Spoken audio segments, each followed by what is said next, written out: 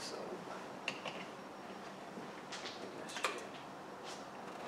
Okay.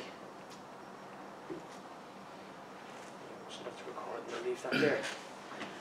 Okay, we're in business. Here we go. So we have Kieran Davern here, just fresh off the plane from Reykjavik. How was it over there, Kieran? Yeah, brilliant training. All week with Gunny. Yeah, it was class. Like I was saying to you, say off camera and that kind of stuff. Like got to train with Gunny and say like a few of his black belts and that kind of stuff. So I got to kind of experience their kind of style of jiu-jitsu and kind of got to pick a few details from them and that. And so Gunny's a beast, like. Yeah. You know, so yeah. We were just having a chat about him, and he's just so far on another level, isn't he? He's, you were saying about his game, how he's just kind of showing you a few tiniest little details that just kind of make so much sense. Yeah, like I said, the big thing that I kind of learned was like say rolling with him and that kind of stuff. Like he's very kind of like in tune with his body.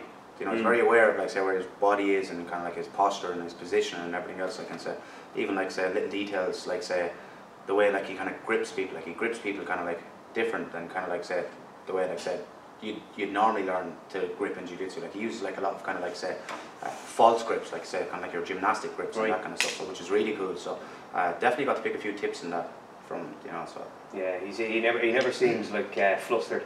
Even like you'll see him like right when he's in the cage and right before the fight kicks off and Bruce Buffer's introducing him, he just never looks remotely flustered, or he's just he's an ocean of calm. He was like that when he was out there. Like he was literally like say he just doesn't change. Yeah. You know what I mean? We went for food and that kind of stuff, and we were rolling and said like just never changed. He was just the very same the whole time. You know, so yeah, it's not an act anyway. That's what yeah. That's just the way his natural kind of personality. And rolling wise, he's like that. He's like that on the mat. He's obviously like he's such like serious high level and that, but like say he's just so smooth. Do you know what I mean? Like say I was kind of saying to you say off camera, like say when we were kind of rolling and that kind of stuff, like say he kind of said something to me. He was like said he passes people's guards and that kind of stuff when he feels them kind of like tense up.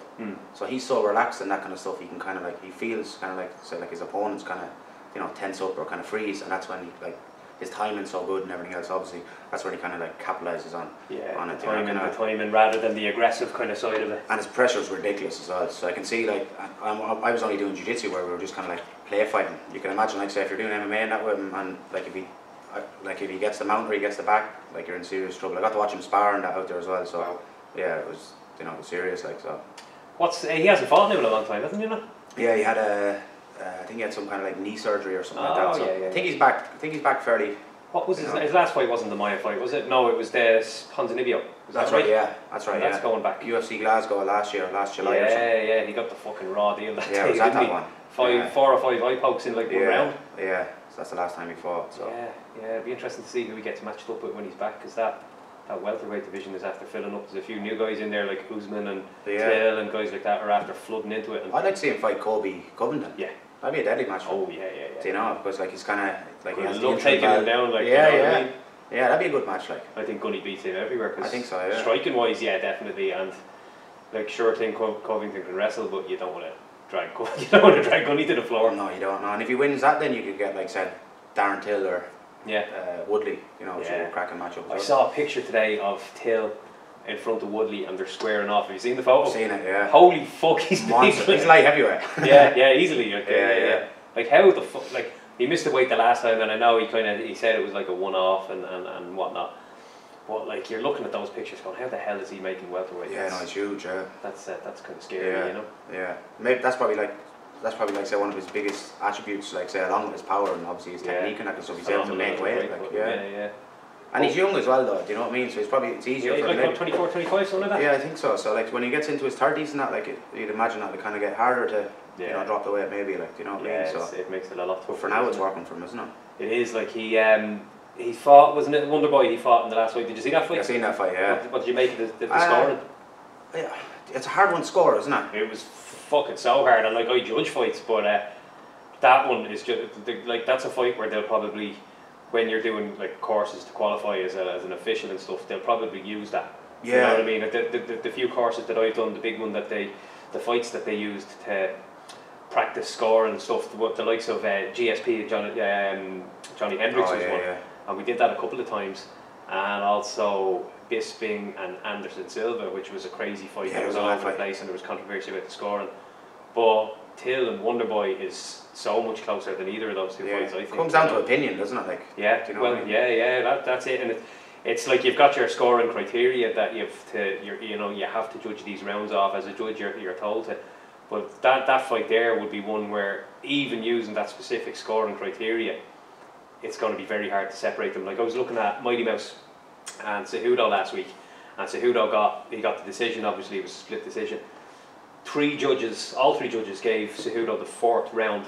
Did you see the fight? I seen it, yeah. Yeah. What did you make of it? I thought like say Cejudo did the right thing. That's the way to beat like say Johnson, isn't it? Like you know what I mean? So well, I think he'll be back though as well. Yeah. The thing that I thought was that the 4th round Cejudo got one takedown and basically it was a half guard or in the guard. I think it was a half guard for 90 seconds. But he didn't posture up to land shots because Mighty Mouse is so good at getting the fuck out of there. As soon as you make any little move, he read that obviously from the first few times when he Granby rolled and got out of there. And in a round like that, when the guy gets the takedown, I thought he had actually, for the other 3.5 minutes of the round, I thought he had come off worse in the stand-up. Right. So, by the judging scoring criteria that you should be judging it with, he would have lost that round. But all 3 judges gave him that round. Do you think there's a better way to judge it? Or to judge MMA in general? I like Joe Rogan's idea where you would have like way more judges. Yeah, makes sense. Three guys three judges is a bit like you're asking for trouble because all you need is like that's the main event. That fight last Friday or Saturday, and what I would say is that at the end of a night when you've been judging 12, 13 fights, your focus and your concentration sometimes can be harder to maintain. And if a guy gets a takedown in a round and spends a bit of time in the top position, you might be a little bit unfocused. You might give him the round without really taking other things like the time of how much of the round Mighty Mouse controlled. It might have been a factor like that could make all the difference to whether a guy keeps his title, loses his title, loses 50% of his pay, these little things. And if you have 20 judges, they don't even have to be at the fucking fight. They don't have to be. They could be watching it with no commentary. Yeah, it's true. Yeah. What I want to do is I want to watch that fight back without sound. I was talking to Andy Ryan about it, and he said, "Look, sit down and watch it without the commentary and see what you think." Because like Joe Rogan can be biased, can't he? Like, you know what I mean? And like DC was commentating as well. Did you hear? Like he was losing the shit. Yeah. Like when it's entertainment though, as well, isn't it? Yeah, DC just gets excited. He's like a child watching it. But it's cool to watch. But obviously, if you were looking to be watching it from a scoring point of view, it's distracting. You know? Yeah, it's probably not the best way to do it, is it? Yeah. Like I've often tried to like watch some of the closer fights back without the commentary, but I thought it was cool. Like DC, he does lose his marbles, but he was going spare anytime Cejudo got a takedown. Even though Mighty Mouse would bounce right back up to his feet, which he does unbelievably well. But it's entertaining to you have someone like that, like DC, who just he's well into his wrestling, obviously. It's the same kind of argument like kind of be made for like jiu-jitsu, like said. What's the best way to kind of score jiu-jitsu matches? Like is it or even like say even to like jiu-jitsu rule sets like EBI rules, like say you have like say IBGF and you have like say NAGA and ADCC and all that. Yeah. The one that me personally, I think is the best that I've kind of come across is the Polaris kind of scoring. Because they do it really well. Like say if you're on kind of like the prelims, they have like say so it's a 10-minute match, or if you're on the main card, it's a 15-minute match. But they break say the 10-minute match into 3 different sections, and they kind of score it like say. Like rounds, like rounds.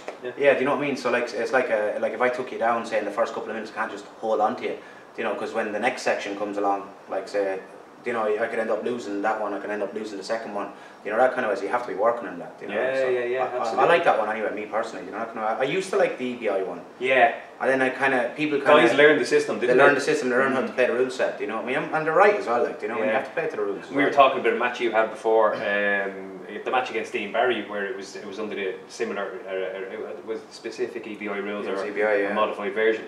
But basically, you emptied the tank, like positionally, just dominated him for the whole 10 minutes, and then you were kind of he got off the quickest escape or something like that. Yeah, no, I was on his back, and then he got out, and then he caught me with I think he caught me an armbar. Yeah. From the back. Right. Do you know what I mean? But again, like with that kind of stuff, like I was just like, I'm just gonna go for it. I was just like looking for the submission and that. Like, and I said it even a couple of weeks ago. We were doing like a little promo for Grapple Kings, and I was saying with the Brendan McGarry match that's coming up, I was like, one of us are going to get submitted. So you're either going to see me getting a submission, or you're going to see me getting submitted, hunting for it. And I know maybe that's not probably the kind of the. You're not playing the rule set. Probably not playing the rule set in that, but like I'm trying to submit them, you know, that kind of way. I obviously come from like say kind of like an MMA background and that, and you know, and the submission part is the fun part, you know, that kind of way. But then I suppose like so kind of like the higher the level that you kind of go to, and that I suppose you have to kind of play the rule set as well. You know what I mean? You see it a lot, especially like in like IBJF. You go to like any like say the Euros or something like that. You see like brown belt and black belt and that kind of stuff. And they're literally just play into advantages, and I can understand that as well. You know, like say because if you give another brown belt or black belt or purple belt or anything like that, like say space, they're going to capitalize on it, and then they could end up kind of like costing you the match or something like that. Yeah, it's a very different game. Like when you're at that level, especially when you go to the Europeans, like one tiny little error, and you're really up against it. And like I compete at masters level, so all matches are 5 minutes. And one thing I've noticed about that is, like, you know, when you're getting a bit on, you're thinking, Jesus, yeah, shorter matches, fine, that's cool. Not when you're 2 points down. Not when you're 2 points down. You get swept. You're looking at the clock, going, oh fuck, I'm up against it now. Like, and it's hard to claw your way back up, like say if you're 2 points down. And at the higher levels, because guys can hold you in that place and just they can shut you down, grab a hold of your belt, control your hips, and you're not getting that point. It happened to me a couple of times at the Euros as well. Say, actually happened to me this year.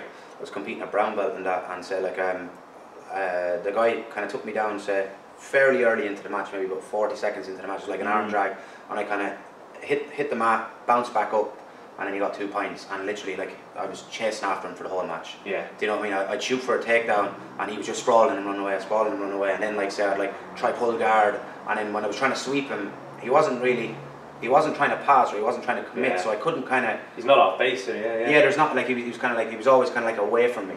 You know, that kind of. But look, that's panic sets in then. Yeah, you have to go, like, you know what I mean. But that's a rule set like you kind of sign up for, so I can't complain on that. So. That's it. Yeah, it's complaining after the fact. Like I was at the Euros this year and I got a penalty points given against me.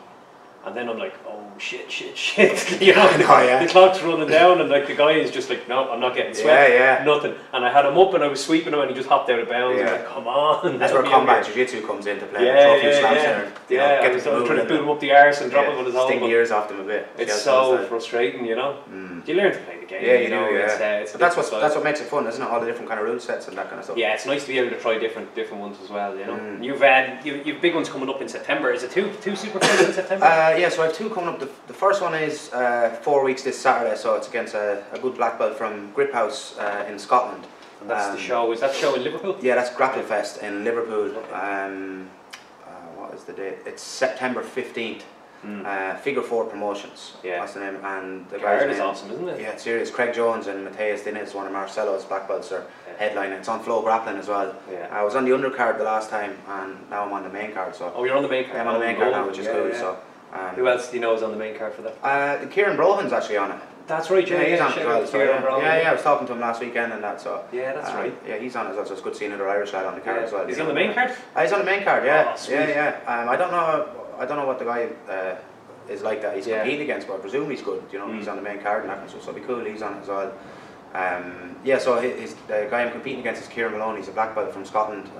He's ex-MMA fighter. I think he fought like John Maguire and that kind of stuff. Right. I haven't really looked into him. I don't really look into people kind of too much. I just kind of like do my own kind of game, and if it works, it works. And you know, I kind of get a rough idea of their game, and then I just don't look into it then too much. You know, I kind of find out the most important shit. Yeah, you know, just a quick scan and that's it. That's what kind of works for me. It might not work for everyone. So I have him, and then literally like the following Saturday is Brendan McGarry at Grapple Kings. That's a 20-minute match. That's my first one, so I'm excited over that because it's 20 minutes. I don't think it's going to go the full distance, but it could. And if it does, you know, be ready for that. Yeah. Yeah, and I'm fit, and I'm looking forward to it. And he's a really good competitor, and he's around years and that kind of stuff as well. So. He is, and his takedown game is immense. And he's very good everywhere. Yeah, he really is dangerous. So I'm gonna have to be on the ball and you know, fucking great leg locker too. So good leg locker. So it's going to be an exciting. No, there's definitely going to be. We're going to be attacking each other's limbs anyway. You know what I mean, and necks and everything else. So it's going to be fun. He likes to wrestle. I like to wrestle. Both of us could pull guard at the same time, or you know, who knows? But it's going to be fun. He's explosive as well. Like he always looks like he's just kind of very placid, or he lulls you into kind of his rhythm. Yeah, big time, and he just pounces on shit. Yeah, so and that's for the belt as well. So the Grapple Kings middleweight belt, and it's the main event. So that's cool to be, you know, a part of that. Yeah, I'm actually away that weekend. I'm in Amsterdam that weekend, so I'm sick that I'm missing it because that card is looking. Yeah, very good card. Ashley Daly's on it as well, and then you have like they just announced. Ashley's back. Yeah, is she competing in the gi in that? I'm not too sure, but the picture they have up is her and the gi anyway. Right, You know, that kind of way. And then they announced the my brother's actually on it as well. Oh yeah, yeah. He's in. They're doing a purple and brown belt. Oh, he's in that tournament. He's in that tournament. Some good lads in that as well, like you know. And he's making waves a bit himself now. Yeah, he's doing well. He won up the expert division say last weekend at DCU and that. So yeah, he's a beast. He's very good, you know. So and then they announced the girls division said today blue and purple, is it? Yeah, there's blue belts. There's 1 or 2 blue belts, but then most of them I think are purple belts. But yeah, so everyone who's in it is and one of the girls from our gym's on it, Marie Kennedy. She's a beast, so it'd be good to see how she does. Rose is on it as well. She's very good as Rosa well. Walsh, yeah. Danny Nealon's on it as well. So she's SBG, very good as well. She's SBG HQ. So I only kind of seen it today, like say quickly, but it looks like it's going to be a good card anyway. Yeah, I think it was just announced today, wasn't it? Yeah, that's right. Yeah, the list of fighters came out for that. Yeah. That looks pretty sick. And for a fight like that, that's like 20 minutes. Like, is there anything you're doing differently in preparation for that, like over the summer? Or? Like my rounds are like say a lot longer and that kind of stuff. But I'm kind of taking the approach that, like say the way someone would prepare for say like a marathon.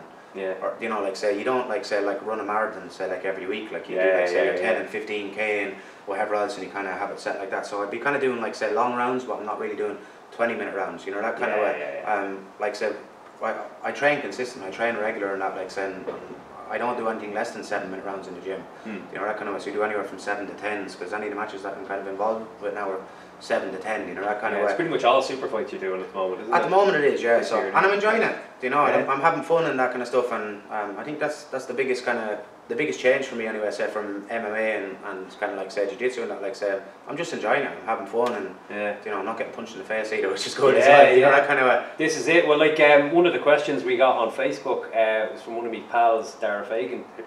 He trains with us in Team Rhino, and he commented on Facebook saying, ask him what made him switch from MMA to jiu-jitsu. So was there any maybe catalyst there that the whole process go? There was like a couple of things, like so one thing was kind of like say like I love grappling. You know, I love like say from like say like wrestling, I love the leg locks, I love say jiu-jitsu and the gi, I love no gi, you know, the whole lot. So I was kind of, I think I'm a grappler at heart, you know, that kind of way. I think with MMA and that kind of stuff, I was kind of like putting too much pressure on myself to win in that, whereas like say now I think kind of I'm just enjoying competing, and my whole kind of mindset is if I'm good enough to beat him, brilliant. If not, back to the drawing board and improve. You know, that kind of. So there's no pressure on me. The consequences are lower. Yeah, you know, and I'm really enjoying it, and I'm enjoying like say putting myself out there and kind of like taking myself out of my comfort zone, and kind of because I kind of see like say a lot of coaches and that kind of stuff, like say they get to a certain level and they just kind of. They just don't compete anymore. Like I seen Kit Dale had a good post up on it, like say a few months ago. Like he was kind of like saying basically that you get to kind of like a certain level or whatever else, and like say then eventually like you have to win. You know, that kind of like I don't have to do anything. You know, that kind of I'm just enjoying it, and for me it's just the buzz, and I want to have a few stories to tell my son, and you know that when we grew up and that kind of stuff, like I won this belt over in Liverpool, or I went here, or whatever, I was on Polaris, or whatever the story might be. You know, that kind of stuff. Literally just having fun, and there's no real pressure on me anymore, and I'm enjoying training, and I think like I'm a lot smarter with my training as well. Whereas before I was just like kind of. You know, I had to like everything was like hard and kind of smash. Yeah, well, that's when you kind of MMA kind of background is kind of over the last few years. It's kind of everyone's kind of getting a bit more sensible with what they're doing and stuff. Where like all the research is coming out about like CT and shit like that. But yeah, I mean, we're coming from like an MMA background. Like everyone would be like in that kind of mode where you know hard training, the harder the better, the more the better. You know, whereas that's not really going to last. You're not going to last too long. Yeah, like say, I think like say the MMA kind of stuff has definitely stood to me, especially my wrestling and that kind of stuff. Like I'm confident to you know to stay on the feet and look for a takedown and that kind of stuff, and yeah, so that's definitely kind of helped me, and just kind of like that toughness of kind of like MMA training, and like I still train MMA, like I still kind of like jump in say for positional rounds, and I do help out lads like getting ready for fights and that kind of stuff, you know, that kind of, but at the moment that like I said, my kind of heart and mind and everything's in like just competing and grappling, enjoying the training, and just kind of like just having a few stories to tell, like say when it's all kind of said and done, you know, that kind of way. So and I get to kind of travel the world and kind of like meet different people, and you know, and I'm just kind of lucky enough that I'm kind of doing well at it at the moment, and you know, I'm always trying to push the boundaries, like I'm trying to get better, and I'm trying to say, right, okay, I beat this lad, when can I beat this lad? You know, alright, you beat him, so can we try beat him, and like I said, if I can't, then it's back to the drawing board, regroup, try get better, and then try kind of, you know, bring it out for a test drive again and see how it goes. So that's kind of my whole mindset in that at the moment, you know. Growth mindset, it's pretty cool. Yeah. And obviously, it's after taking you to Polaris a couple of times as well, isn't it? Is it twice you've competed? The first time on Polaris was about 3 or 4 weeks ago. Yeah. Well, that was the first one, was it? That was the first one, yeah. Too, sorry. Yeah, so I was kind of I was lucky enough to kind of get on it and that, and then I was. You got on against a big enough name as well. Yeah, I got a big name in that, like say he won the European Championships, like say by leg locks. He 5 leg locks. So I knew what I was kind of facing into and that, but to be honest with you, like, it didn't faze me. Like, I respected him, and I knew he could catch me.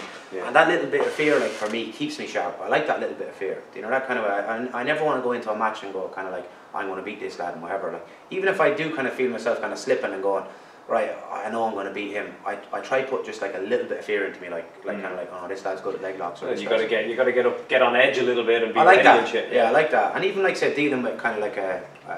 Like competition and that, like the feelings that you get. And I was actually talking to say some of our younger lads in the gym, like say recently and that kind of stuff. Just about, you know, the kind of like the feelings you get in competition day and that kind of stuff. I was like, the feelings never go away. You know, that kind of, and I've kind of like been around, like say, like maybe corner lads, like say, I was lucky enough to corner like say Charlie at the UFC and, you know, Bellator and that kind of stuff, like say. So I got to kind of see like say UFC fighters and Bellator fighters and that kind of stuff. Yeah. And you get to kind of realise, like say, these people are only, they're all human. They all feel the same feelings that you're feeling. The only difference is, like, say, how do you react to that? Yeah. You know what I mean? So it's kind of like that little saying, feel the fear and do it anyway. Yeah. You know, that kind of. So my whole kind of mindset at the moment is just like, I'm just always trying to step outside my comfort zone. I know it sounds cliche and that kind of stuff, but that's really what I'm doing at the moment. I'm just trying to, like, say, you know, just go over to England, say, do a match with this lad, see can I beat him and whatever else. You're not bigging it up in your head. You're not letting it the fear engross you too much. I actually said to Tom King and Sid, they were doing my corner at Polaris and that, and it was funny. Like they brought us in, like say they picked us up at the hotel, right? And I was in, like say, like they picked us up like in a brand new Mercedes, right? And Pedro Bessa was in the front, me, Sid, and Tom King were in the back. And I was like, this is mad, you know what I mean? Like, but then, like, we were driving around London and they brought us in, like, say, the back of the O2 and that kind of stuff, like, say, you know, the O2 Arena and that kind of stuff. And I was just kind of, when I went in and they brought me up to the kind of warm up area and that kind of stuff, it was just like regular jigsaw mats pegged down on the ground, same kind of energy you feel in any dressing room and that kind of stuff. And I was like, this is no different to competing at, like, CRC or Battle of the Boyne or, you know, or Grapple Fest or, you know, any of these kind of shows that I've been on and that kind of stuff. And I remember saying that to Tom, like I was saying, you know, this is literally no different than me competing at CRC, because I competed on CRC maybe like 6 times, and it was just kind of, it was fun, and I got to learn my trade, kind of doing those kind of super fights and that kind of stuff. And I'm still learning my trade and that kind of stuff. But that's why I reckon to anyone that's kind of starting out and looking to kind of go down that road of doing super fights and that, just do them on the small shows. And kind of like if you get onto an MMA show, you get onto, you know, maybe a jiu-jitsu show, just do them and then just kind of like say, like, take note of the kind of feelings that you're feeling and that kind of stuff, and how you felt that day and how you can improve on it, and remember the feelings, and remember then, like say, when you wake up that morning, say for that competition and that kind of stuff, like those little butterflies are going to be kicking in when you have the breakfast and that kind of stuff. And then I just kind of, it's nearly like that whole thing, like, you know, hello darkness, my old friend, you know, that kind of thing. But you just learn to live with it and learn to. It's an important part of it, I find, because like I found that any time I've competed where I haven't been nervous, that's the times you get fucking destroyed. Yeah, you're meant to be nervous. Just not on it that day. If you're not nervous, it's not important to you. Yeah. Do you know, that kind of, that's my whole kind of thing on it and that sort. But yeah, I kind of find that, like, it's even now, it's not so much nerves anymore. It's more kind of like you get the butterflies and that kind of stuff. Yeah, but my whole thing is, it's nearly like, it's kind of cliche as well. It's like the whole Mike Tyson thing. I don't know if you've seen the video where it's like, the closer I get, the more confident I get. Have you seen that? Yeah. That's how I feel. Like say, the week before, you kind of, you have every kind of scenario goes into your head. I've heard, like say, Nathan Orchard actually recently, he did a video with Stuart Cooper. He was kind of saying that he was like say. He was kind of like say, he was going on about, like say, the nerves and all this kind of stuff and that, and he was saying that literally, like, you think of the outcome, like say, like a million different kind of ways, and it's never really that way. You know, that kind of way. So for me, like say, I kind of think of, like say, the different outcomes the week of the match or something like that, and then when I get to the morning of the match or something like that, then I'm not as nervous or anything like that. When I get to the arena, or wherever we're competing, I'm even more confident, not overconfident. I still have the kind of like the little butterflies and that kind of stuff, but when I start warming up, that's when everything goes. And when I start walking out, and as soon as we touch hands, it's over. Yeah. That's when I kind of feel like I'm nearly inside your comfortable place again. Yeah, I'm nearly like it's probably the most comfortable I ever am when I'm on the mat. And that as soon as we slap hands and bump fists, I'm ready to go. You know, that kind of way. That's when I feel kind of at peace and where everything makes sense. And it's kind of like, you know, where you're not thinking about like say. You know, like bills, and you're not thinking about the kind of bullshit that goes with like, you know, everyday kind of life and that kind of stuff. So, and then like say the high of kind of like winning like a big match and that. Like I don't sleep for about 5 days after winning a match. You know, I literally watch like say that last Polaris match or any of the matches or that kind of. I'd watch that match like 500 or 600 times. And I'm not exaggerating. You can ask my girlfriend that. Like, say I literally watch it on repeat, and I've kind of accepted that lately. Like say.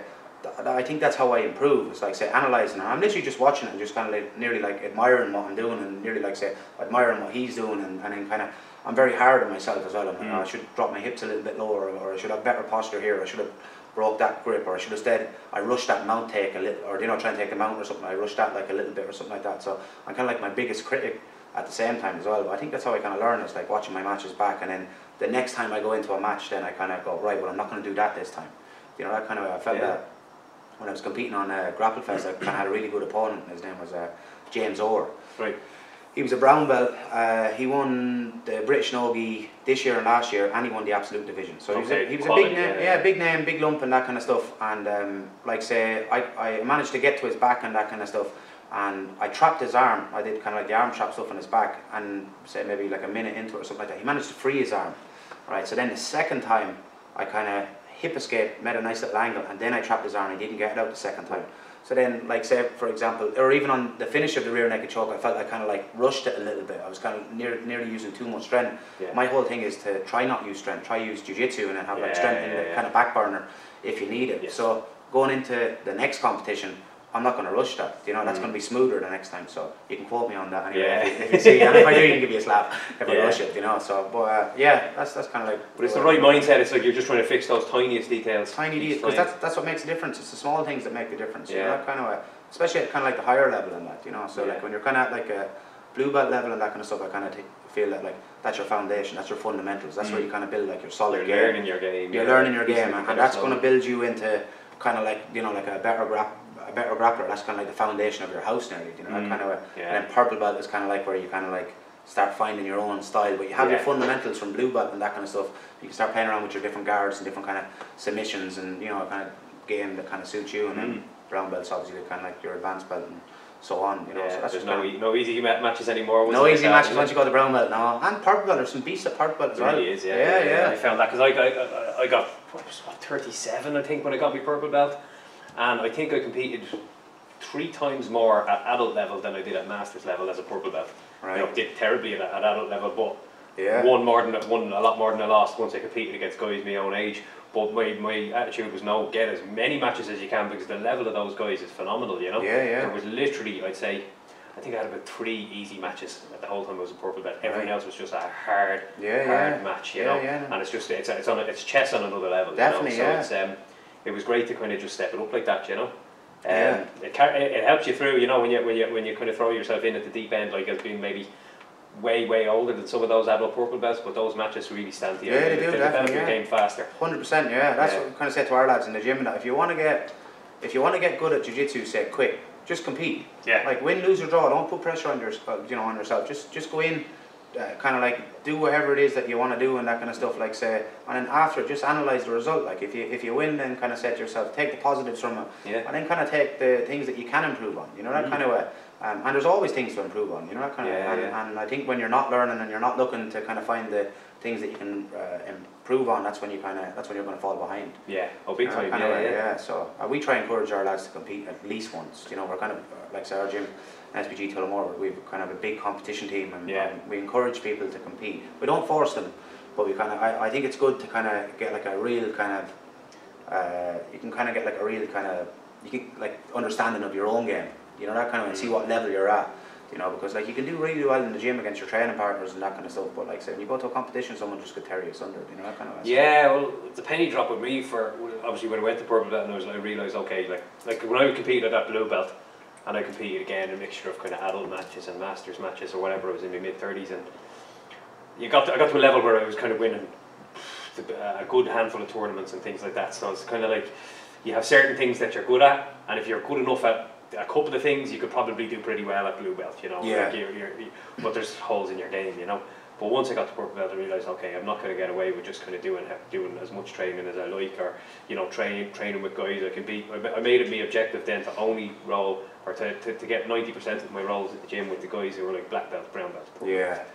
And just put myself, like every time I go into the gym, like, you know, okay, we're rolling for an hour, have a quick look around, who are the 10 guys that are maybe within 10 kilos of your weight and better than you. Yeah. And make sure you get them. Yeah. As soon as the round is over, go and grab someone before you go get a drink of water and say, look, do you want to go next? Do the tough rounds. Rather than just kind of waiting for someone to come get you. Yeah. You know? Pick and your that's, rounds. if you're going to compete, I think that's what you got to do. 100%, yeah. But you know what as well, kind of my whole thing on it is like, I think you need both.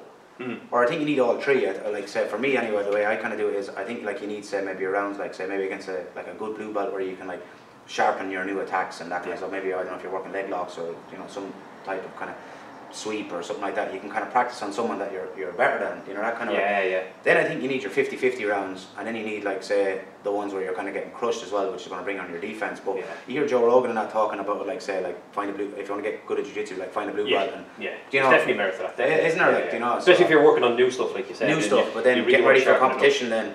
You're right, like you want to get the tough rounds in, and when you go to competition, then it's going to be easier. You know, that kind of well, I always find it just psychologically a lot easier because when you go to competition and you're in the warm-up area, and obviously you've got the butterflies and the nerves and whatnot, and you've got that inner monologue, and it always wants to be like telling you negative things, and your job is to sort of fucking just lock that shit out and then and reaffirm all the positive stuff and so on.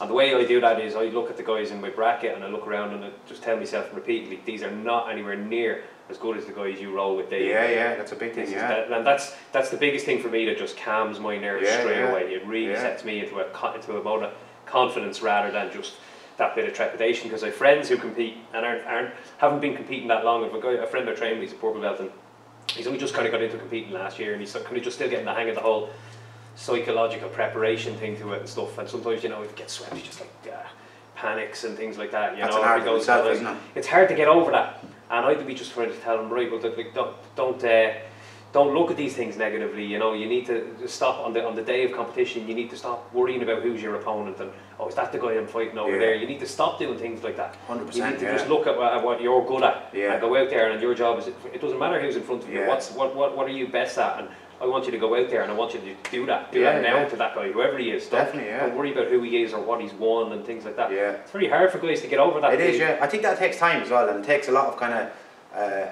Like you just have to go in and mess. Like you have to just go in and lose. Do you know what I mean? Like I don't think anyone's ever went in and just kind of. Obviously, you get your kind of like your freaks of nature. You get your phenoms that have never lost a match. You get them as well, but like I definitely wasn't a phenom anyway. I had to lose, and you know you lose, and then you kind of like I said, you analyze it, and then you get better and that kind of stuff. But the mind is definitely like I said, 99% of it on comp day, because all the work is done. You know that kind of way. Like I've got to the stage like say where I've kind of. Got to experience like loads of different things, like say good and bad. Like say I've had certain matches, like say I could be out of the country, like say, and I didn't sleep like 1 hour before the match the night before because we were in a hotel and say like there was like say noise outside and like a sweat box and that kind of stuff. And then I wake up that morning and I'm like, right, you didn't get to sleep or whatever else. You can go back to Ireland, you can make excuses and you can turn around and go, oh, I didn't win because I didn't get an hour's sleep, or you're in this situation, so let's see how good you really are. You know that kind of way. Like I remember like a thing I always kind of go back to it. It was at a competition. It was at Naga, and I hit like I was telling everyone I'm going to win that belt, all right? Because I was just mad to get a Naga belt because it looked cool and that kind of stuff, you know. And I remember like in one of my matches, I I was trying to push for a pass or something like that, and I just felt like say he felt strong for a second. I felt like the air kind of went out of me just for a second, and I was like, no. You told everyone you're going to win this belt. If you're good enough to win this belt, you have to beat these lads on your worst day. So let's see how good you really are. So that's kind of like a little kind of mindset that I kind of like. I always look for say if something's like a negative or something didn't go my way and that kind of stuff, like because it's not going to go your way like say the whole time, say you know in the build up to a competition. I always try to turn around and say, right, let's see how good you really are. Do you know that kind of when your back's to the wall, let's see how good you are. Do you know that kind of way? Like, that self-talk is the most important. You can beat anyone on your best day. Do you know, I know I could beat anyone on my best day. I want to beat these lads on my worst day. Do you know that kind of way? And I think like say when I've changed that kind of mindset, for me that's been for me anyway, it's been the biggest kind of improvements in my game and kind of my performance and that kind of stuff. Like, so if something kind of goes wrong and that kind of stuff, like I don't know if I broke a finger or something like that, I'm gonna go, oh, okay, you broke a finger, so let's see how good you are. I've seen lads like tie their broken hands into the belts and kind of, was it Jacare or something? I think it was Jacare, wasn't it? Well, Jacare. Was it Jacare that won the Worlds? Was it Roger Gracie? Roger Gracie, yeah, I think it was, yeah. And he had broken his arm. It's not doing that, like. Hopped around the mat and just. You know, how could you not compete, like, say, with a broken finger? Like, if you broke, I know, look, there's certain injuries that you can't compete with, that kind of stuff, and you can't go to tournaments. Well, one thing that always sticks with me when sticks in my mind when we're talking about things like that is there was a few years ago we were at the Europeans, and one of the blue belt divisions, there was a guy that won it. He won 4 matches, and he had 1 leg. So you'll see guys competing at these big tournaments, like, you know, they're missing an arm, missing a leg, and it's fairly fucking inspirational. This guy actually went out and won the whole bracket. It's mad. So your man Nick Newell, the MMA fighter, yeah, you know, he's competing with like some of the best lads in the world. And that 16 and 1, I think. Yeah, it's ridiculous, like. Yeah. Do you know what I mean? So like, I think that it's very easy for us, and it's common to find an excuse not to compete. Like there's hundreds of different reasons not to compete. I don't know if you have a child or something, you didn't sleep the night before, or maybe your stomach's a little bit sick, or maybe you're a bit nervous, or maybe you have something coming up, or stuff going on in a personal relationship. Yeah, you look for an out. Yeah. But just find that one reason to compete. Yeah. Do you know what I mean? So and that goes back to what I was saying to you. Like, say, I'm always trying to, like, say, take myself out of my comfort zone and just try, like, say, like, right, okay, it didn't go well for you, say, the night before, the morning over, or whatever it might be, the build up to it, but let's see how good you really are.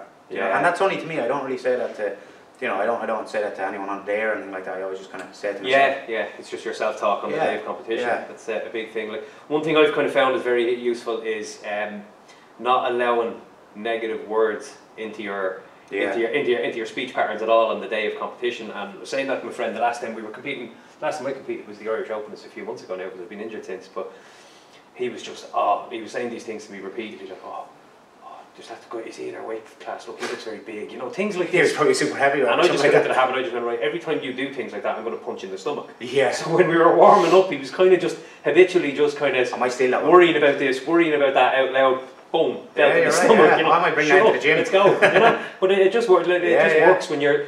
Like, I was reading a book called. It was by a famous CrossFit coach, Ben Bergeron, and I can't remember the name of the book, but I read it a couple of times over because it just hammered home some great points. It was a lot of it was about mindset and psychological preparation for competition.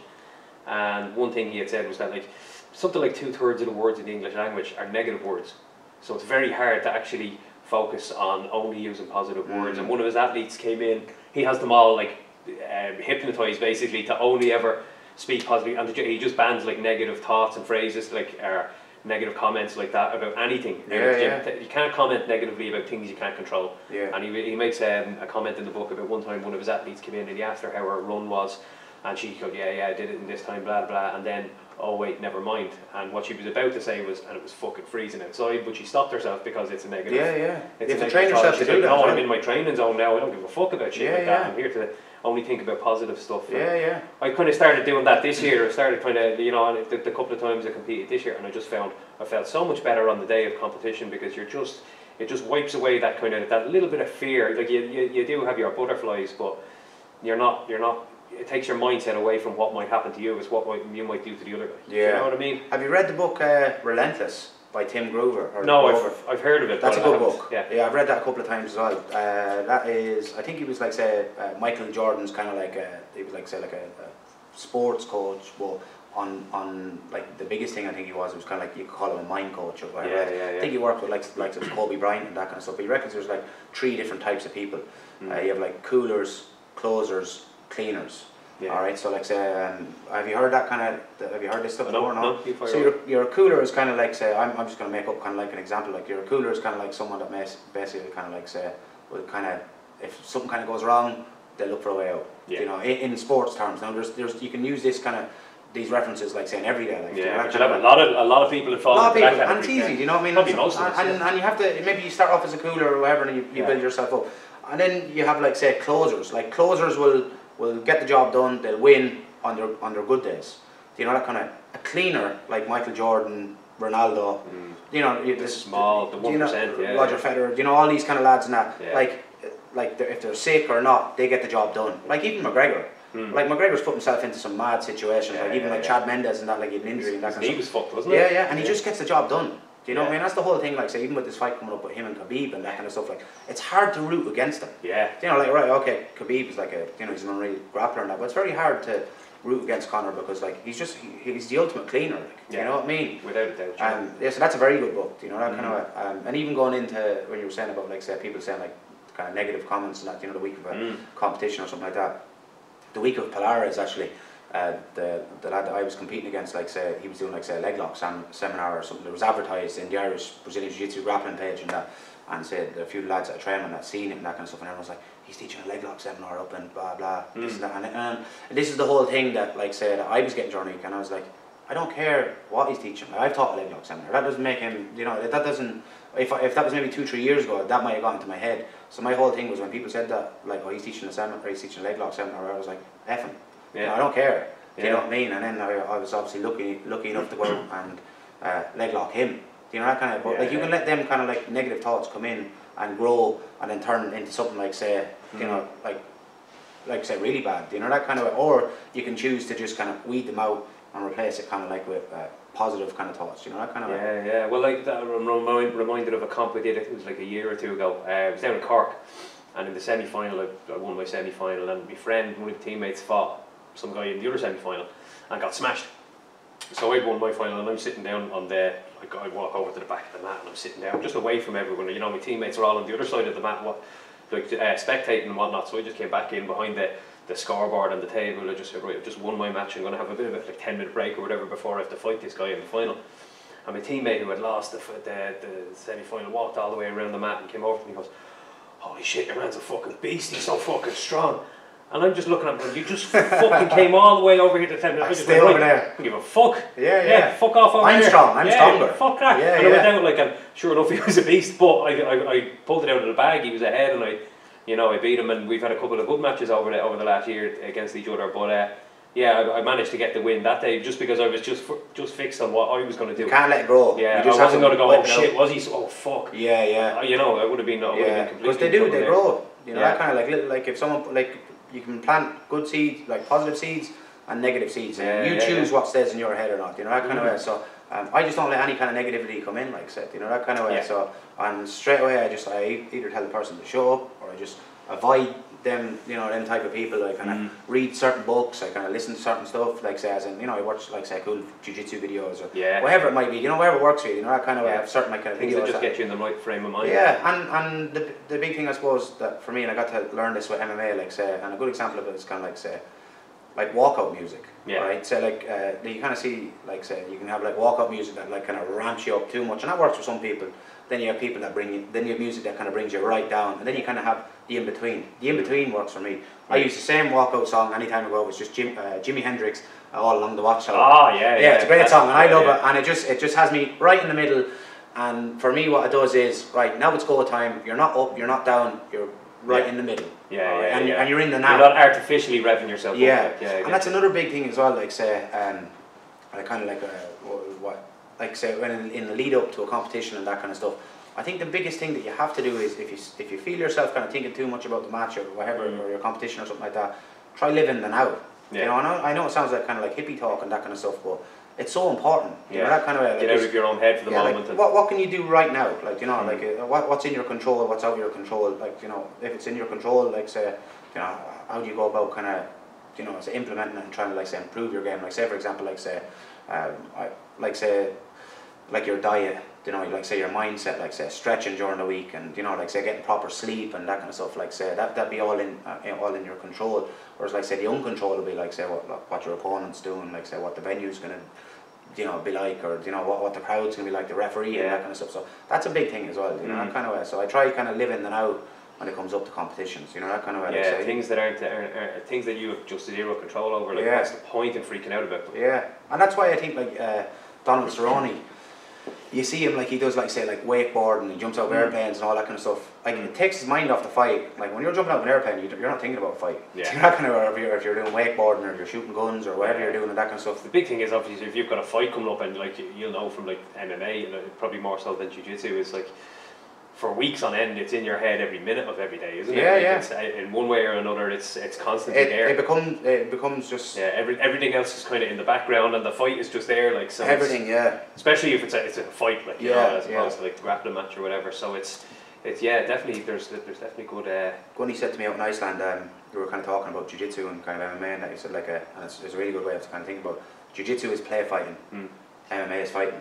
It's true. Do you know what I mean? I know there's certain aspects of kind of like jiu-jitsu which is, you know, kind of related to fighting, that kind of stuff, but if you're getting punched in the face at 4 rounds, different, it's a different animal. There's guys out there that like they're all about the sport jiu-jitsu, but they've never been in a fight, and they've never sparred, they've never done any of that, and they just don't know what it's like to get cracked in the face. Have you ever done combat jiu-jitsu in the gym or anything like that, playing around? No? MMA? Yeah. Combat jiu-jitsu is nearly worse. Not that it's worse, I shouldn't say that. Like, obviously you get punched in the face, you get knocked out and injured and that. But you're probably in worse positions. We've done it a few times just for the crack. Yeah. Do you know what I mean? Just for a bit of fun and that's it. Deep half or in leg locks and stuff. It makes you work, and it's a different type of fitness when you're getting like slapped in the face, because like you don't have to generate as much power as you would like saying a punch and that kind of stuff. So someone can hit you like a stinger in the ear, which is have you buzzing. Punches. Yeah. You know, we've done it just a few times, kind of just playing about and that kind of stuff, and it gets like, you know, it changes it a lot. You know, that kind of and like you're not, even if you're in like say maybe half guard top or something like that, and someone just like hits a stinger from the bottom and that, like you're not resting there too long. You know, that kind of and then even going to like say if you're in half guard top and say maybe you throw kind of shots and that, like it allows the other person, it opens up positions for the other person on the bottom as well. So I kind of think that it's a different kind of pace as well. You use a lot more kind of cardio. Yeah. You know, and I've never competed in or anything like that, but I've got to kind of just play around with it, like a few lads. Would you compete in it? I don't. If someone slapped me in the face, I'd have to punch them in the face. Do you know what I mean? It'd be very hard to resist the urge, like a lot of the guys that have been competing in it and stuff on the Eddie Bravo thing are, you know, the majority of them are jiu-jitsu guys, grapplers. Like there's a few guys there coming from an MMA background, most of them are grapplers, but like if you put a load of MMA fighters in, you got them to do that would change that. Yeah, there definitely a few guys who just lose the rag and start dropping bombs. Yeah, they would, I'd compete on it if, like one of my goals is I'd love to get on EBI. Yeah. You know, like, I'd love to get on EBI, that's one of my goals in that. And I believe I will, like, you know what I mean, I'm just going to keep pushing it and doing step by step, and I will get on it, you know, one day.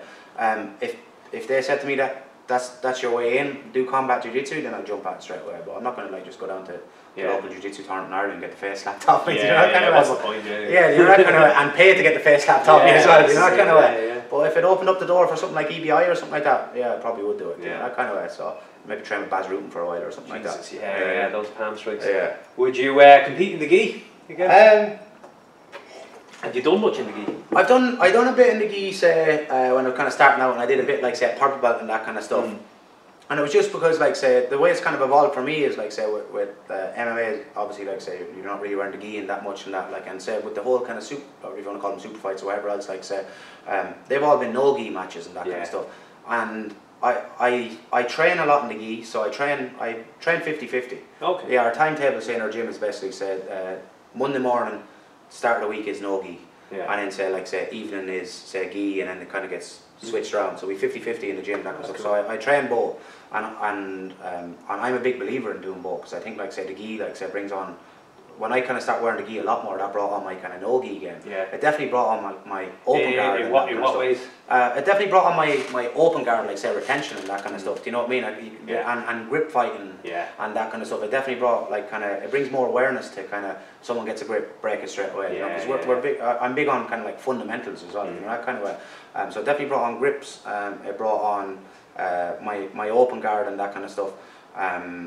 And then, like, say, if you get like a smaller lad, just kind of like who's good in the gi and that kind of stuff, he can kind of like control you and slow you down a little bit and that kind of stuff. I'll definitely compete in the gi, like say again in that, but at the moment and that, like I'm really enjoying submission grappling. Like that's for me, that's kind of my bread and butter, and that's where it's fun for me. Yeah. You know, and I'm enjoying like playing around with the leg locks, and I'm enjoying like there's a few other kind of sneaky stuff that I'm kind of playing around with now. I'm kind of like doing like the Kimura trap and kind of all that kind of stuff, and you know different kind of things like that. So at the moment it's great the way you can do both, and there's so much creativity there. You know, I really enjoy training in the gi as well. You know, that kind of way. So so maybe, you know what I mean. Yeah. Might do something maybe in a year or something down the road or something. So this year the way it's looking is so I have the 2 super fights in September, and then I'm kind of working on something. I got kind of news the other day. I was kind of telling you off camera, so I can't really announce it yet, but I might have like say a big match against a good name. So that's out of the country as Yeah, well. so the next few months are sort of busy. Next few months are busy, and I got asked to go back on Polaris at the end of the year as well. Lovely. Yeah, so that's class. When are they doing their next show? They said to me December. Cool. So yeah, and I'm looking to do the ADCC trials as well, which is in October in Romania. Right. So at the moment it's all no-gi. So that's a fairly full schedule. Yeah, it's a full schedule in that. So and it kind of keeps me disciplined and kind of keeps me training hard and keeps the diet and that on check. Now the diet in Iceland this week was kind of cheeseburgers and pizzas and that kind of stuff because I didn't want to eat sheep's head and rotten shark and that kind of stuff. So, but that's why I like competing as well, because it keeps you in check and keeps you kind of keep you training hard and keep you kind of your diet and everything. And do you stay on top of your nutrition a lot, like when you're? I do. I'm actually working with Sigma Nutrition at the moment. They're brilliant. They're very good. Like so, say for the last match on Polaris, I weighed in at 78.8. Right. So I walk around with maybe about 86 kilos. Yeah, yeah. Do you know that? Is that a day before weigh-in? That was the day before, yeah. And like say, I felt brilliant working with them. So Sigma Nutrition, they really helped me out. Where are they based? I think the guy that I'm working with, Kieran, he's down in say Cork, and Danny Lennon is he's like kind of the founder and the owner and that kind of stuff. His own podcast and everything. Like say, they've had like some good names, like big names on like Dr. John Baradi and right. Some good names. He's very well known and that kind of stuff. Yeah. But they had me doing like say some really cool stuff for like say post weigh-ins. Like say eating different. I don't want to give away all their secrets, because that's that's a thing and that. But like say some stuff that you wouldn't think that would work, but definitely worked for me, and it got me up to a nice weight. But it wasn't even so much about the weight; it was kind of like the energy levels I had. I felt that kind of stuff. Yeah, because we've done some mad stuff in MMA, like say back in the kind of cutting weight the wrong way. Yeah, like literally walk into a sauna, like say I went to a sauna before with Kieran O'Donnell one time in Port Leash, it's about maybe 8-9 years ago. I walked in at maybe 85, 86, and I left the sauna, like say I don't know how many hours later, like say at 77. Yeah, stupid stuff like that. So, and how did you refuel after that? Probably a Subway or something. Yeah. Do you know that kind of way? That's how the game was back then, like. Yeah, but it's good as well, because then like say that's how it was, and but like say like I've kind of made mistakes where say my lads don't kind of have to make them mistakes. You know what I mean? And so of course, everything's evolving now, the science and everything kind of evolving, that kind of stuff, and I've kind of made the mistakes, that kind of way. So, and I've also done stuff right as well, so I kind of know what works and what doesn't work. What you're talking about. And I suppose it comes down to the individual as well, doesn't it? So. Yeah. How is the gym going, SBG Tullamore? Yeah, we're doing good. Last weekend we had a big enough team competing at DCU, it was the Irish Submission Grappling League, is that what it is? Yeah, so we managed to kind of take away the team trophy. Great competition. Yeah, deadly competition. Cheap and cheerful and register on a day. Yeah. You can go up and down into kind of different types of, different divisions and that kind of stuff. Oisín's doing a great job with it. He is. He's running 4 of those events every year, and it's always good, because there's even in the advanced divisions, the expert divisions, there was a lot of brown belts there and stuff last week, so it was kind of cool. It brings out a certain type of grappler as well, doesn't it? You get like the 10th Planet lads come to it. Yeah. You get all different kind of guys you might not see at like an Irish Open gi event or something like that. Yeah, so he's doing a really good job at it. So we got the team trophy in that last week, so we were delighted. We've a bunch of killers down there. I know everyone says that about their own gym and that kind of stuff, but like we've a really high standard on the mat, like say down in Tullamore and that, like we've some solid purple belts and blue belts and we've some beasts coming that up show you're doing in Liverpool, is it Jack Dolan is competing on that as well? He was meant to be on the last one. The last one, and he had to get knee surgery. He likes to do some kind of he likes to do some kind of like say flexible kind of stuff, like rubber guard stuff. Move all right, he's very good, like he is. He's just turned 18 and that he's a very good future, like so he's one definitely to watch out for. One of your, I can't remember who it was, one of your students texted me and asked me to ask you which one of your students was your favourite. Which is my favourite? Who asked that? I'll look it up after and I'll show you. Who is my favourite student? See, I like to drive them all mad anyway. We have a bit of crack in the gym, and I always kind of say to the lads and that, you're my favourite, or you're my 13th best blue belt, and you're my 7th best blue belt, and that kind of stuff. 7. Do you know what? Like, we're a big family, like, say, any, I think that's what martial arts and jiu-jitsu in particular, like, say, does. Like, we're a big family and that kind of stuff. We might not get on all the time, but that's the way families are, but we get on most of the time. And if stuff goes down, we have each other's backs. You know, that kind of, we support each other. If someone has a goal and that, we stick with them, and we kind of like say, we help them kind of work towards the goal and that kind of stuff. So, to answer that question, I don't know who, I have a few of them, 2 or 3 of them. Alright, no, it's important, like if you have a competition heavy kind of gym as well. Like a lot of you guys compete and stuff. So yeah, it's important to have that team aspect, isn't it? And yeah, not just yeah. everyone coming in and doing their own thing. And, yeah. And looking after themselves. Yeah, no, we've a big competition team, like I said, yeah. you know, and it's growing, you know. So we're close to 300 members, you know, and that's really good for like say like outside of Dublin and that kind of stuff. Yeah. Like say we were travelling up to Dublin, say for years. I was travelling up to say Long Mile Road, say the old SBG and that kind of stuff. And I remember like say to do daytime classes, like say was like a dream, especially in the Midlands as well, because like it's different, and you know. And my whole goal and dream was like to be able to have like say what John had, like say, or maybe any of the like say Rhino or any of them, like say they have like daytime jiu-jitsu classes. You know, and we've built that in our own place. Like we could have like say 17, 18 in our morning classes, like 11 a.m. morning. Now other days are quieter and other days are busier. Like any other gym, like any other gym. But like we often look around the map, we've had like 18, 19 on a morning class. You know, that kind of like all different types of levels and that. Small enough town in the Midlands, you know. 15,000 people in Tullamore and that, you know. So and I'm just kind of built from hard work and you know, and just having good people around you and you know, I suppose like teaching the right stuff and not being kind of like married to kind of like certain type of techniques or whatever else. Like if it works, we'll use it. If there's a better way of doing it, we'll do that. You know, that kind of way. So go with the flow. I think we've a good kind of approach. Yeah. You know, and whatever we're doing is working, and I honestly do believe that we're going to have like say European champions and world champions and that coming out of the gym. And I'm not just saying that, you know, because people do say that. Work ethic there. I have young lads coming into the gym before school at 7:30 in the morning or 7 o'clock in the morning, and they're coming in doing like say their strength and conditioning. Right. Do you know that kind of way? Like, and then you have young lads and are literally as soon as they get their homework and that done, they're back in that evening and that. You know, you have like say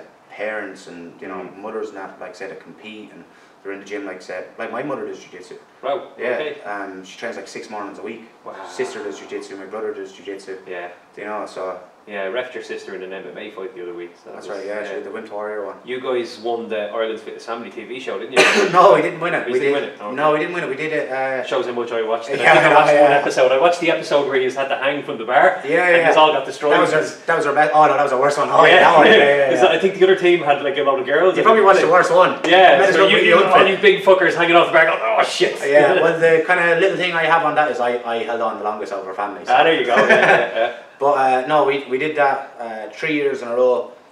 We got to the final, say 3 years in a row, and it was just kind of there was all kind of different. Some experience. Yeah, it was cool. Like say we're competitive anyway, you know. It was just fun for us.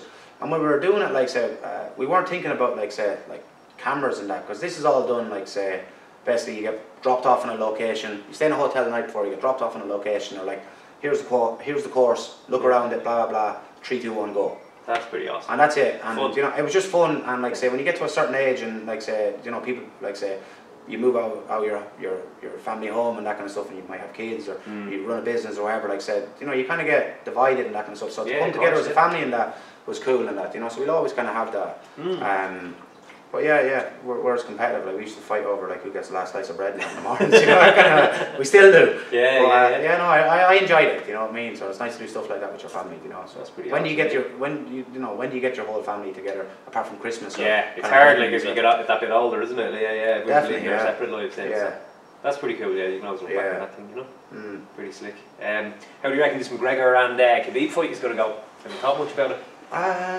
It's the like everyone's kind of saying it, like it's the grappler versus the striker, isn't it? You know, I'm gonna go with Conor, and it's not just because I'm SBG or anything like that. It's just because kind of he manages to show up and get the job done. And my whole thing on it is Conor has been in like most of his fights have been like say massive fights, like the McGregor show. Do you know what I mean? Like where there's like huge like kind of like crowds at them, and there's loads of pressure on that. That's when he does his best. I think this is Khabib's. I could be wrong now, just on the top of my head. I think this is his first, like, say, huge fight.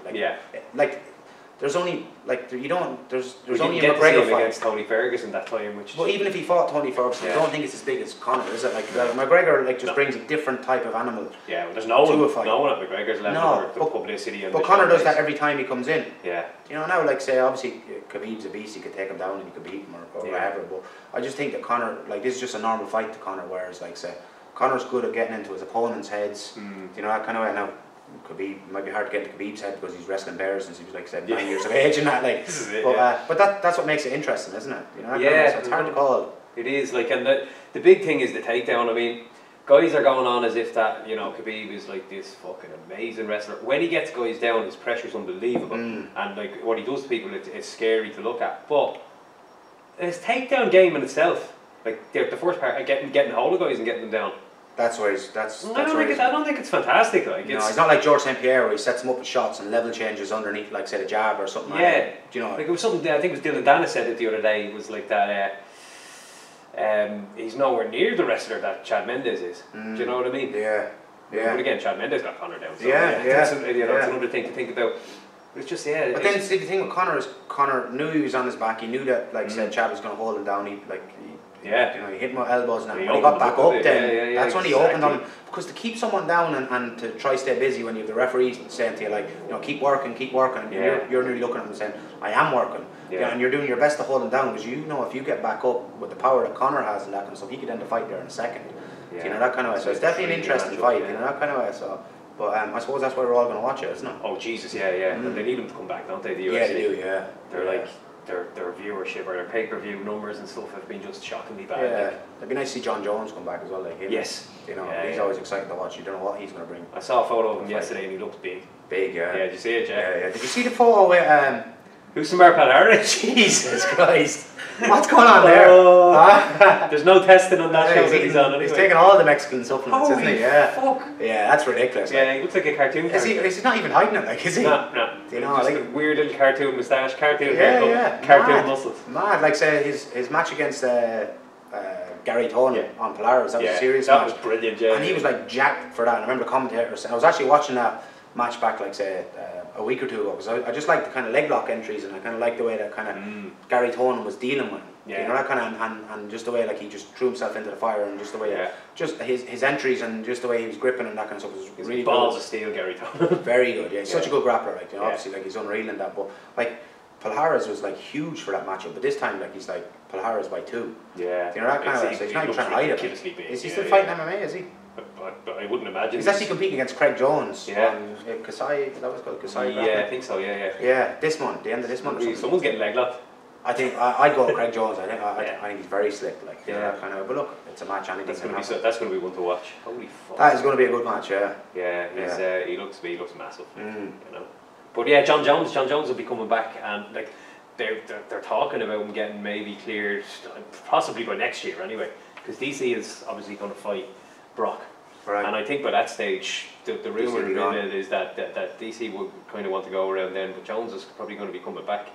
So let's say I don't think Brock is going to beat DC. No. But DC might stick around for a heavyweight title bout with Jones. I don't think he will. No. No, not. But no, he might maybe. But just by the sounds of it, I don't think he. Yeah, would he grant him the match? Yeah, I don't think he would. Just by the sounds of it. You know, I always kind of like DC. Like he gets a lot of stick and that kind of stuff, but like he seems like he's a good role model and he's a good champion and that. And I felt bad from I saw the footage of the time. Do you remember when he fought Anderson Silva? Jones got popped like the day before or something. Yeah. And there's footage of Dana White actually getting him in the hallway and telling him, that, and he was flipping out, going, "Look, is there a fucking waiver I can sign? I'll fight the motherfucker. I don't Yeah. care. Yeah. Give me something I can sign to Mad, veto, and I'll just go and I'll fight him." You know. So I kind of respected him a whole lot when I saw that. You know. I think he hates him that much that he doesn't want to fight him anymore. Yeah. Well, it'd be hard to take the fight because after being let down a couple of times already now, but. I mean, going through the whole thing, you have to get through the training camp, and then the risk of John Jones is going to do something stupid or pop the day before the fight again. He's nearly 40 as well, is he? You see, I think he's turning 40 in March. Yeah. So he promised his wife or something like that. I think I've seen an interview or something. He's going to retire. Yeah. By the time he's 40 or something. Yeah. He put on some timber for that last fight, didn't he? He did, yeah. He's very good though, isn't he? Like he always kind of shows up. Like Jones is his kryptonite. Yeah. You know, so. Yeah. If he was just born 10 years before or 10 years after, he'd have his own like major legacy as one of the greats, but he's just not there because Jones has just proved it a couple of times, you know, and it's just sad for him. But he put on so much weight for that fight that I cannot see him going back to light heavyweight. No, but he reckons that does he walk around that heavy, or did he put on extra weight? I don't think he walks around quite that heavy. He does put he on not? a good bit, like he weighed in heavier than Stipe. Right. Yeah, and like he put on like 40 or 50 pounds. All the fried chicken and that. He did some kind of video or something before he was eating. Yeah, he did a joke promo video for. he said some fried chicken joint and it was fucking hilarious. But he did put on a huge big belly on him and stuff. But Jesus, he was hitting hard. He dropped poor Stipe, you know. I wonder would they give like Stipe is probably chasing that rematch as well. Yeah, he probably deserves it as well, doesn't he? Like, Yeah. So I think he defended the belt More than any heavyweight. More than any heavyweight. But then the whole thing, like say with like say Mighty Mouse, like will he get like a rematch straight away? Like he deserves it of anyone. If anyone does, yeah. Yeah. I saw DC tweeted the other day something along the lines of, "Holy shit! Like surely they have to give Mighty Mouse an immediate rematch, or else like." You know, there's no hope for any other fighters. And, and Stipe retweeted that. But now you have Cruz coming out saying the same thing about Dillashaw. Because I think he defended it, or did he defend it more than any other, what's their weight class? Bantamweight type, Dominic Cruz? Yeah. I don't know, to be honest. I think he came out, he said something like that anyway. Yeah, and what Dillashaw said was, he said, like, yeah, well, basically, I just beat the guy who smashed you, so now go and earn your shot. You know, and I think he kind of suggested that Cruz go off and fight Marlon Moraes. Right, he hasn't fought in 2 years either. Yeah. That's a big thing as well. With Cruz, because Jesus, that time Garbrandt basically ran amok on him. Yeah, you know?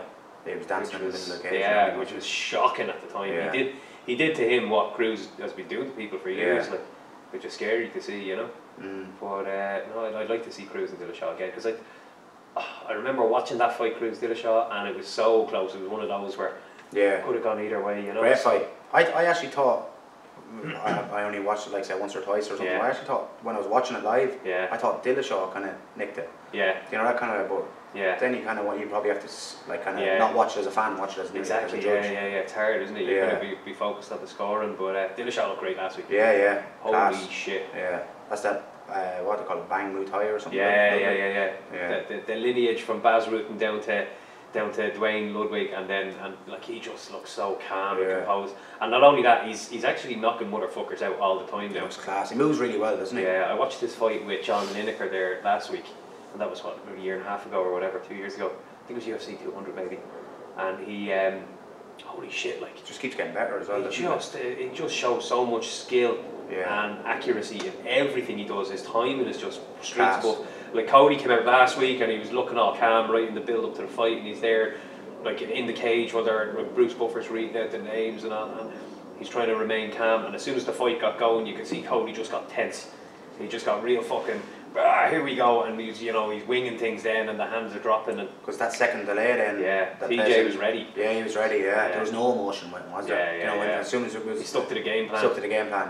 And they reckon, like, I've heard a kind of few people saying like that's kind of like one of the biggest differences, like say between like say Dillashaw and kind of like Cody. Like he's an emotional fighter, but maybe he's an emotional fighter anyway. Maybe that's why he just kind of gets pumped up. And is he like that in all his fights, or is he just kind of? He looked at there, and he did look at the last time, because the last time he actually clocked Dillashaw right before the end of the first round, and I think he just came out like at the start of the second round going for the kill, and just kind of rushed it and just got fucking done. And Dillashaw, you just don't see him doing shit like that. No. The performances he's put in, like, I don't understand why people aren't buying pay-per-views for these kind of guys, because to watch him is just the highest level of skill you would watch in mixed martial arts. Like what he did to Henan Burrell twice, and then that was unreal. The first one lost his title to Cruz, but then he came back and he smashed Lineker, dominated him, and I think he had a couple other fights, and then the 2 fights now against Cody. It's the entertainment business now as well, isn't it? It's crazy. You know what I mean? Because like you have your die-hard fans that kind of watch MMA. Like we were talking about, say Till and Wonderboy and that, like earlier on. Like I love watching that fight. You know, two kind of like say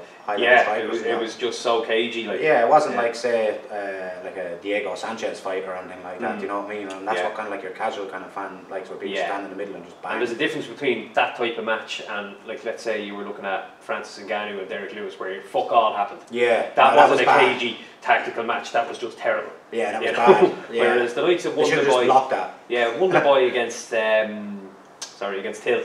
Like obviously there was a lot. There wasn't that many strikes were thrown overall.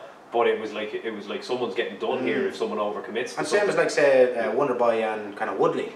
I was at the one in New York. Is this the first time or the second time? Because the first one was the one where he had the guillotine, wasn't it? The first one was the one where the one I was at was where they kind of I think it was the guillotine. Yeah, so that was the first one. Yeah, because in the second one less happened in the second one. Yeah, and I think Bruce Buffer kind of messed up the because it was a draw. That's right. Yeah, and he announced that Woodley had won. And then we just went, no, recount. I think when they got out of the cage, someone came around and went, I remember back in there, lads, we have to do this again. But he still got to keep the title. Then that was like Connor fought Eddie Alvarez saying That's right, yeah, that was some performance as well, wasn't it? So that's what I was saying to you. You were at that show, were you? I was at that show. I went out that time for a week and I got to train in Marcelo Garcia. I've been out there 4 or 5 times now, and I got to train in John Danner's class. With a couple of morning sessions with him and a few of their killers and that kind of stuff. So that morning of UFC, I can't remember what UFC it was, but the McGregor Alvarez one, there was like, say, it was open mat in Marcelo's, and there was like, say, 60 on the mat, like it was ridiculous, and it was like, say, 15, 20 black belts. It was like a kid in a candy shop, do you know what I mean? Wow, it was like literally like loads of brown belts, loads of purple belts and that kind of stuff, and all the kind of, you know, all kind of like Marcelo's kind of big kind of black belts, and you know, all these kind of like world champions and all, they're all there rolling with everyone and that kind of stuff. So that was brilliant, you know. And I got some good training in that week as well in John Danner's class, so he's an evil genius as well. Yeah, you know, so that was Jesus cool. Christ. I love his style of using his social media is just amazing. The way you go on there and you go, right, I better settle down with a cup of tea before I read this post. But the content he's putting out there is amazing. He said that he writes that on the like on the way home from the gym, like on the subway and that. Yeah, huge big long blogs just as an Instagram post, but just some of the topics and stuff he covers, like he can just break things down so much. But you know what I like about him, and kind of his approach is a systematic approach. There's nothing kind of left to kind of chance, and I think this is kind of what we're doing. So like this is what we're doing. Say in SBG Tullamore is like we take like a systematic approach. We don't like we rotate the positions every week and that kind of stuff. But like I said, if it works, we use it. If there's a better way of doing it, we'll do it that way. You know, that kind of way. But like it's kind of like when he does this, we do this. You know, that kind of way. Or when we do this, he'll do this, and then we'll do that. Does that make sense? Yeah, you know, that kind of way, and that's the way I explore all the possibilities you know, everything. And that's how I kind of try to approach my jiu-jitsu game as well. Like, say, I do kind of certain things to get a certain reaction, so then I can kind of set up certain things and that kind of stuff. So I suppose maybe everyone does that as well. Yeah, because there's a lot of coaches would probably be the way, like where they'd be like, you know, they'll just kind of coach you to be like another version of their game. Yeah. And that's not really going to work for everyone. That's only going to work for a certain percentage of students, isn't it? Whereas if you're kind of more open about what kind of things you learn, and you're open to maybe we will try this. You're open to bringing in suggestions. Yeah, like give them, like say, as a coach anyway, this is the way I kind of look at it. Be creative with it. Yeah, like so kind of build. We're heavy on fundamentals, you know, that kind of way. So like say, like get the fundamentals down, get like say solid kind of foundation that for your jiu-jitsu game. And like I said, we've like say young lads that like say we were talking about Jack Dolan and that kind of stuff. Like say Jack like pulls like donkey guard. Yeah. You know, it drives me mad. And I stand the whole time. I've never pulled donkey guard in my life. Yeah. It doesn't mean I'm going to try to kick him up the arse. You know, that kind of way. Yeah. But like, look, you know, it works for him. He does it and whatever else. So I don't want to be that person that says like, don't do that. You know, that kind of way. If you want to do it, you can do it and that kind of stuff. And then we've other lads that say like the leg lock, and then we've other lads that just like to, you know, do the gi, and then we've lads that like to get to the back, and then we've other lads that maybe like to do, you know, arm bars and, you know, different types of games and that kind of stuff. Or some people like to play spider guard, some people like to play like X guard, single leg X, of course, that kind of stuff. So like I think that's kind of like one of the good things about say like arm mat and that, like if you come down to it and that, there's all different types of styles. Yeah, you know, that kind of way. So that's great for everyone in the gym then as well. Great for everyone in the gym. Now we've all different types of games. I literally like say we've a couple of lads like say another young lad we have like say Con, his name is. You might see he was competing on that night as well, and he competed say last weekend as well. So like he loves wrestling, like loves wrestling. Like he literally, we could be all rolling and he's standing up having a full blown wrestling match. Like, you know what I mean? He takes someone down and then he come back up and he'd be wrestling again. And so it's good to have that, you know, that kind of way. And then I have another young lad say, Andrew Barrett, who's very good. He's kind of like the dark horse. Like say he's very good. He doesn't really wear the gi too much. I do get onto him the whole time about that. Like so.